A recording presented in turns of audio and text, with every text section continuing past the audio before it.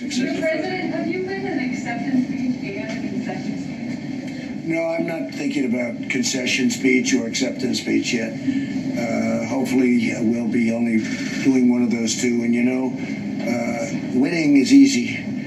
Losing is never easy. Not for me, it's not. I think we're going to have a great night, but it's politics and it's elections, and you never know.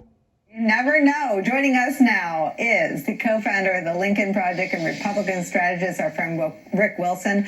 Also joining us, Eddie Glaude, chairman of Princeton's Department of African American Studies and an MSNBC contributor, and our dear friend and branding and marketing expert, Donnie Deutsch. I got to start with you, Donnie. What are you feeling? What do you know? What do you think of that Trump soundbite? He sounds almost contemplative. I like a Trump soundbite from earlier today. The AP wrote, I'm going to read it. He said, this isn't about, it is about me. I guess when you think about it, Donald J. Trump. And that's what election. No. If an election is about a referendum on an incumbent, he loses. And, that is it. And I can look at this thing from 10,000 feet up, or I could look way down and go, this is about Obama voters that went to Trump, and now we're going back. There were 7 or 9 million of them. There's a big difference between where those voters are landing right now in the polls.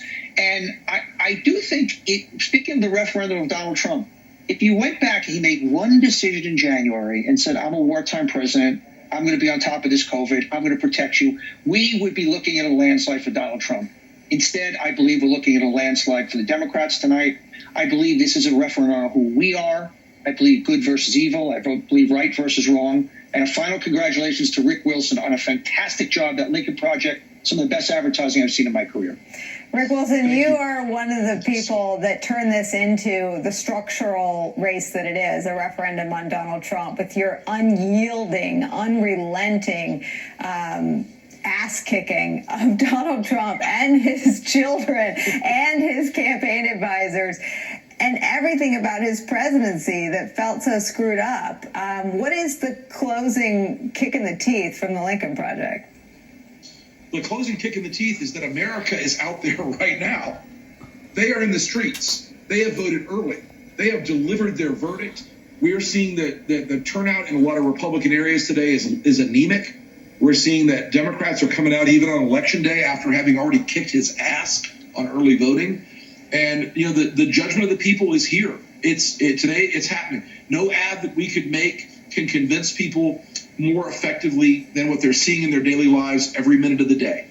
And they're seeing he mishandled COVID. He blew up the economy. He is a narcissist lunatic. They're done. They've finished. They're out. They're going to stay in line. And folks, stay in line if you're in line. But the folks that stay in line right now, they're standing there waiting in the heat and the cold and everything else across this whole country. They are determined to push this man out of office, and it's coming. It's coming. We thought it might have been a 1980 election. It might be a 1964 election, where it is a cataclysm for the GOP. Eddie, your voice has been one that has cut through, I think, sharper than just about anyone else on the sorrow that you feel and that Donald Trump has brought about. How are you feeling today? My gut tells me that we're in for a historic night.